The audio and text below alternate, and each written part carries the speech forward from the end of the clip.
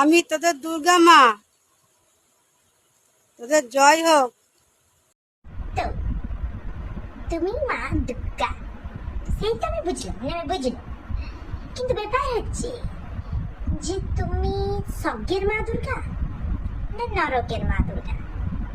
না দেখো, আমি এতদিন ধরে জানতাম স্বর্গের মা দুর্গা খুব সুন্দর দেখতে, এবং অপ্সরা যাকে বলে, 10টা হাত, 10টা হাতে 10 রকমের অস্ত্র, মানে মহিষাসুর বধ করেছিল, যে আমি তাকেই জানি এতদিন ধরে। কিন্তু ব্যাপার হচ্ছে যে এরকম মা দুর্গা আমি কোনোদিন দেখি না, মানে কোনো মণ্ডপে দেখি না, এত বড় হইলো কোনো মণ্ডপে এত এত বিচ্ছিরি মা দুর্গা আমি কোনোদিন দেখি না।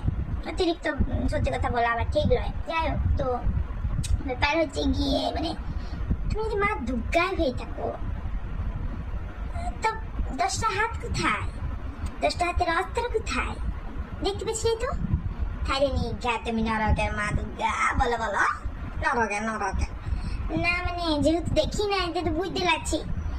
এবারে মোট কথা তুমি স্বর্গের হলে সুন্দর হতে, তারপরে 10টা হাত থাকতো, অস্ত্র শস্ত্র থাকতো, তবে বুঝতাম। কিন্তু যেহেতু এগুলো নাই, তাহলে তুমি নরকের না অন্য কোনো জায়গার ড্রেনের না নর্দমার না কিসের, ঠিক বুঝতে গেছি। তো যাই হোক, দেখতে একদম শাকচুন্নি লাগছিল, তাই মা দুর্গা। অপমান